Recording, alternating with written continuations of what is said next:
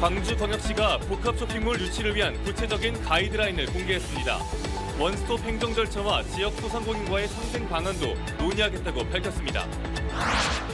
광주광역시가 자체적인 구상을 내놓기보다 사업자의 제안서를 먼저 받기로 한 건 제안서를 먼저 보고 특혜 논란을 최소화하면서 공익성을 확보하겠다는 방침으로 풀이됩니다. 17명의 사상자를 낸 합동 철거 건물 붕괴 사고와 관련해 검찰에 기소된 사고 책임자 7명이 1심에서 모두 유죄 판결을 받았지만 현대산업개발 관계자 3명은 모두 집행유예에 그쳤습니다. 추석 대목을 앞두고 광주의 전통시장이 시민들로 북적이고 있습니다. 상인들도 오랜만에 손님들을 맞으며 반가움을 내비쳤습니다. 여러분 안녕하십니까? KBC 8시 뉴스입니다. 광주광역시가 복합 쇼핑몰 유치를 위한 구체적인 가이드라인을 공개했습니다. 투자를 공식화한 업체에겐 원스톱 행정 절차를 약속했고 관련 법에 근거한 협의체와 광주광역시 차원의 기구를 구성해 지역 소상공인과의 상생 방안도 논의하겠다고 밝혔습니다. 정의진 기자입니다. 광주시의 복합 쇼핑몰 유치 방향은 크게 투 트랙으로 진행됩니다. 우선 원스톱입니다. 광주시는 구청과 복합 쇼핑몰 신활력 행정협의체를 구성해 투자를 공식화한 민간 사업자에게 신속한 행정 처리를 지원하겠다고 밝혔습니다. 민간 사업자가 사업 제안서를 제출하면 이 협의체를 통해 법정 요건과 행정 기술적 사항을 검토하겠다는 겁니다. 협의체가 검토한 내용은 시민과 시의회의 의견 수렴을 거치게 됩니다. 민간 사업자가 사업 제안서를 제안하면 모든 과정은 시민과 시의회 등에 투명하게 공개되고 다양한 의견 수렴을 통해 지체 없이 신속하게 행정적 검토를 하도록 하겠습니다. 이후 협의체를 통해 도시계획과 환경영향평가, 교통, 상권 영향평가, 건축위원회 심의 등 절차를 원스톱으로 하겠다는 계획입니다. 이 과정에서 광주시는 지역 소상공인과의 상생을 거듭 약속했습니다. 유통산업발전법에 근거한 유통업 상생발전협의회와는 별개로 광주시 차원에서 가칭 복합쇼핑몰 상생발전협의회도 꾸리겠다고 강조했습니다. 입지는 어디가 될지 2개 이상의 시설이 들어설지 여부에 대해선 유치 과정에서 사업자들의 시장성 판단에 따라 윤곽이 드러날 것이라는 말로 답을 대신했습니다. 정부에 요청한 9천억 원의 국비는 대선 공약과 국정과제에 반영된 만큼 정부 지원 사업을 계속 발굴해 나가겠다고 전했습니다. 광주시가 복합 쇼핑몰 유치를 위한 사업 제안서 접수를 공식화함에 따라 앞서 투자 계획을 밝힌 현대백화점그룹, 신세계그룹, 롯데그룹 등 유통기업들과의 협의 절차도 본격화될 전망입니다. KBC 정의진입니다. 이처럼 광주광역시가 자체적인 구상을 내놓기보다 사업자의 제안서를 먼저 받기로 하면서 이제 공은 유통 대기업에게 넘어갔습니다. 광주광역시 입장에선 사업자의 제안서를 먼저 보고 특혜 논란을 최소화하면서 공익성을 확보하겠다는 방침으로 풀이됩니다. 이어서 이영길 기자입니다. 유통 3사가 복합 쇼핑몰 부지로 예정한 곳은 준공업지역, 자연녹지, 공원 등이 포함되어 있습니다. 사업자들은 부지의 용도를 상업지로 변경해주면 쇼핑몰을 설립하겠다는 계획입니다. 부지 용도 변경만 된다면 사업자들은 땅값 상승으로 사업 시작 전부터 상당한 수익을 확보할 수 있습니다. 지금은 대부분의 지역이 상업지가 아닌 공간들을 생각하고 계시지 않습니까? 지구 단위 계획을 하거나 하면서까지의 필요성이 있는 건지 없는 건지에 대한 고민도 좀 필요한 것 같고요. 허가를 받은 뒤 쇼핑몰을 축소하거나 문화예술 여가 공간을 실제 조성하지 않더라도 광주시가 이를 강제할 수단도 마땅치 않습니다. 시민단체에서는 유치 자체의 속도를 내다 자칫 유통대기업 배불리기에만 나설 수 있다는 우려도 나옵니다. 시의 자산이기 때문에 이걸 어떻게 처리할 것인가에 대한 신중함도 시는 가져야 한다는 생각은 들기는 하고. 그렇다고 복합 쇼핑몰이 지역 발전의 상징처럼 떠오르는 지금 광주시가 손을 놓고 있을 수도 없습니다. 지난 대선부터 민주당과 광주시가 광주 발전에 발목을 잡고 있다는 공세를 받고 있는 상황에서 복합 쇼핑몰이라도 제대로 추진해야 할 과제가 있습니다. 특혜 논란을 피해가고 유통기업의 실질적 투자를 이끌어내는데 앞으로 광주시 행정의 중요성이 커지고 있습니다. KBC 이영길입니다. 광주 복합 쇼핑몰 유치를 촉구해온 시민단체가 환영의 목소리를 냈습니다. 대기업 복합 쇼핑몰 유치 광주시민회의는 오늘 보도자료를 내고 신속 투명한 행정 지원 약속을 매우 환영한다며 법, 행정, 기술적 사항을 원스톱으로 검토하기 위해 시와 자치구가 일원화된 협의체를 구성하기로 한 점을 높게 평가한다고 밝혔습니다. 특히 여당 원내대표의 복합 쇼핑몰 좌초 위험 발언이 정쟁화됐는데 이를 더 정쟁화하지 않은 건 실용적이고 품위 있는 자세라며 민관협의체 구성 요구를 받아들이지 않고 유통업 상생발전협의회에서 상생안을 검토하기로 한 것도 매우 바람직한 방향이라고 강조했습니다. 17명의 사상자를 낸 학동 철거 건물 붕괴 사고와 관련해 검찰에 기소된 사고 책임자 7명이 1심에서 모두 유죄 판결을 받았습니다. 다만 원청인 현대산업개발 관계자 3명은 모두 집행유예형에 그쳐 여전히 원청의 책임이 가볍다는 목소리가 나오고 있습니다. 박성호 기자의 보도입니다. 광주지방법원이 지난해 6월 17명의 사상자가 발생했던 학동 4구역 건물 붕괴 사고 1심 재판에서 기소된 책임자 7명에 대해 모두 유죄 판결을 내렸습니다. 먼저 철거에 직접 참여한 장비기사이자 제하청업체 대표에게 징역 3년 6개월, 하청업체의 현장 소장에게 징역 2년 6개월, 철거공사 감리에게는 징역 1년 6개월을 선고했습니다. 재판부는 감리가 해체 현장에 한 차례도 방문하지 않았고 하청의 재하청이 이루어지면서 단가가 저렴한 장비를 쓰려다 사고가 난 점 등을 지적했습니다. 반면 원청인 현대산업개발 관계자들은 모두 집행유예형을 받는데 그쳤습니다. 현대산업개발 현장소장은 징역 2년에 집행유예 3년, 안전부장과 공무부장은 각각 금고 1년에 집행유예 2년형을 선고받았습니다. 현대산업개발이 공사 시공자의 지위에서 책임이 있는 일부 혐의만 유죄로 인정됐습니다. 현대산업개발이 주요 책임자라고 봤던 검찰의 판단과는 정반대의 결과였습니다. 안전조치 의무 위반에 대해서만 책임을 지기 때문에 검찰이 기소한 공소사실 중 해체 계획서 미준수, 안정성 검사를 실시하지 않은 부분에 대해서만 유죄로 판단하였습니다. 현대산업개발의 엄벌을 촉구해온 학동참사 시민대책위원회는 봐주기 판결이라며 반발하고 나섰습니다. 시공사에 대한 책임, 이걸 좀 강화하는 조치가 있었음에도 불구하고 재판부의 이 판결은 그와는 또 역행하는 이런 모습이 이렇게 반복됐는데 17명의 사상자가 났던 참사에도 불구하고 원청인 현대산업개발 관계자가 모두 집행유예로 풀려난 가운데 검찰은 조만간 항소 여부를 결정하겠다고 밝혔습니다. KBC 박성호입니다. 국민의힘 새 비상대책위원장에 유력했던 박주선 전 국회 부의장이 제안을 거절하면서 정진석 국회 부의장이 새 비대위원장으로 추인됐습니다. 권성동 국민의힘 원내대표는 차기 비대위원장으로 정 부의장을 모시기로 의총에서 결정했다며 접촉했던 외부 인사께서 잘 모르는 당에 와서 비대위원장을 하는 건 적절치 않다는 이유로 완강하게 고사했다고 밝혔습니다. 권 원내대표는 당초 박주선 전 국회 부의장에게 비대위원장직을 제안했지만 박 전 부의장이 최종 고사한 것으로 알려졌습니다. 광주광역시가 5.18 피해자와 유족들이 정신적 피해 배상을 받을 수 있도록 정부에 요청했습니다.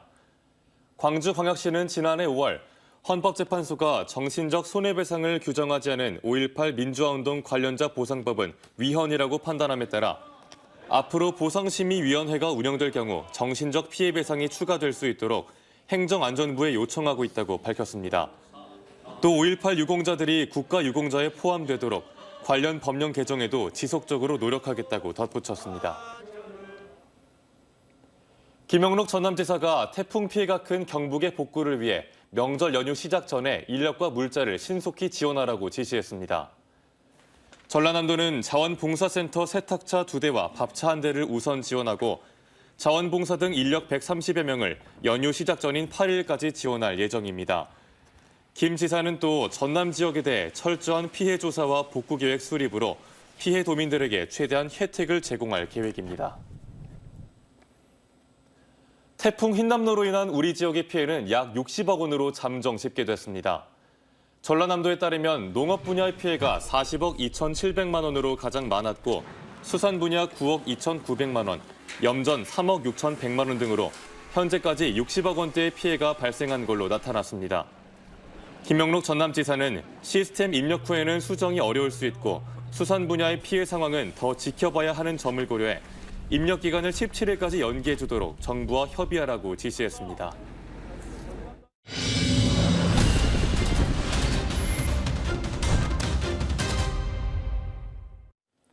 추석 대목을 앞두고 광주의 전통시장이 시민들로 북적이고 있습니다.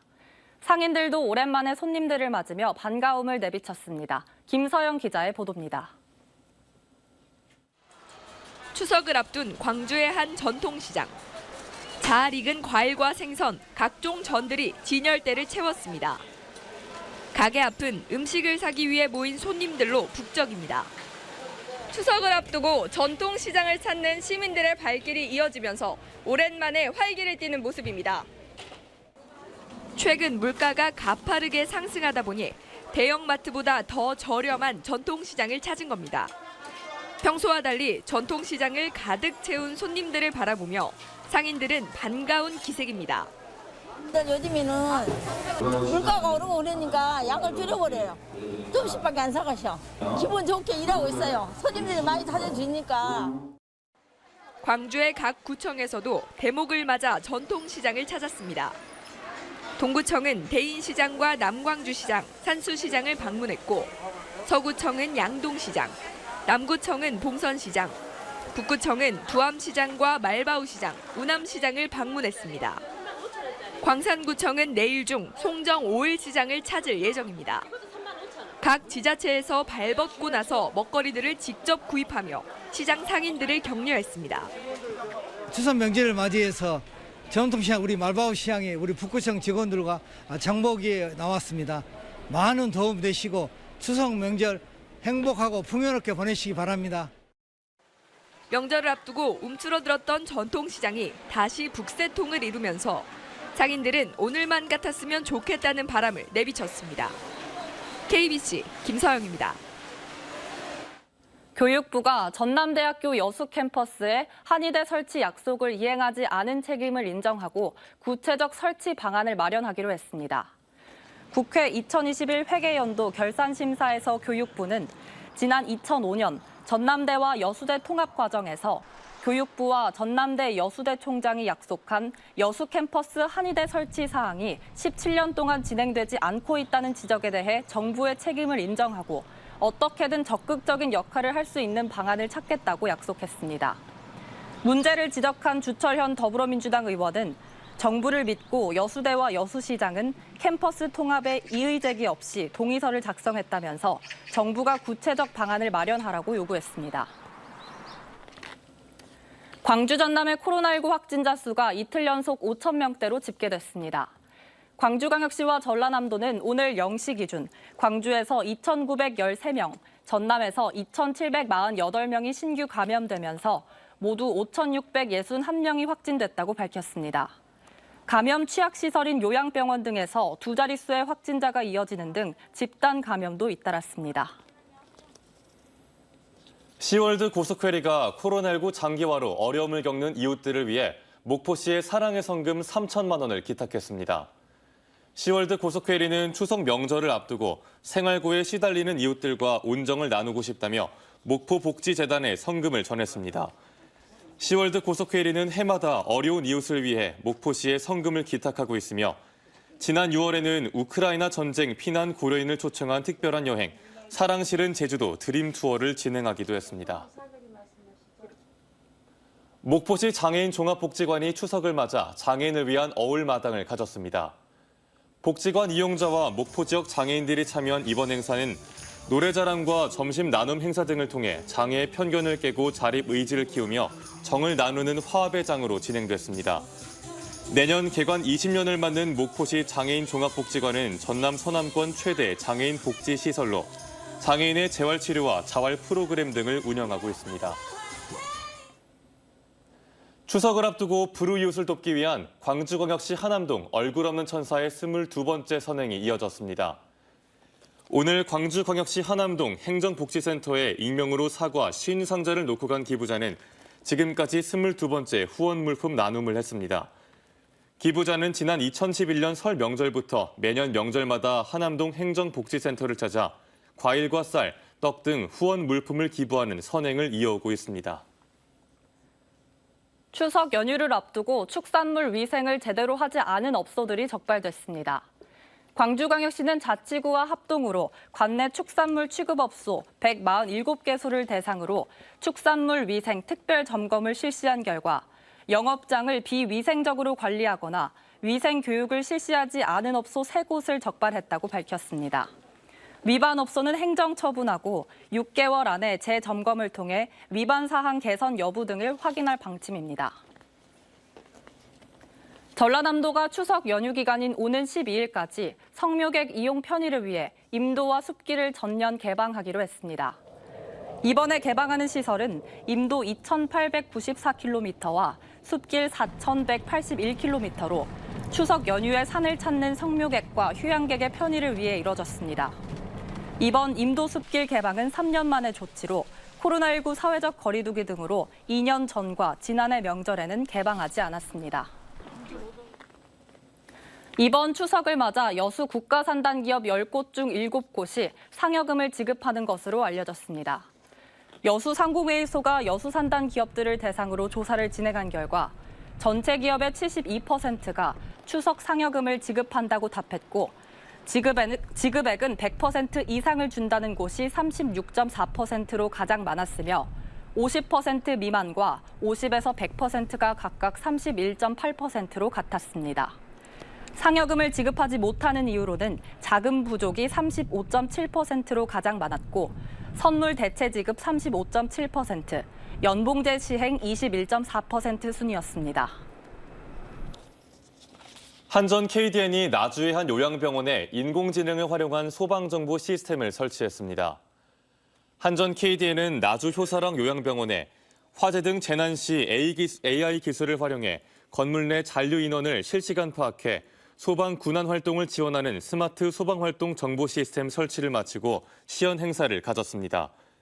한전 KDN과 국립소방연구원, 나주소방서와 소프트웨어 업체인 휴먼 ICT 등이 개발에 참여한 스마트 소방정보 시스템은 앞으로 전국의 60여 개 공공기관과 사회적 취약시설에 확대 설치될 예정입니다.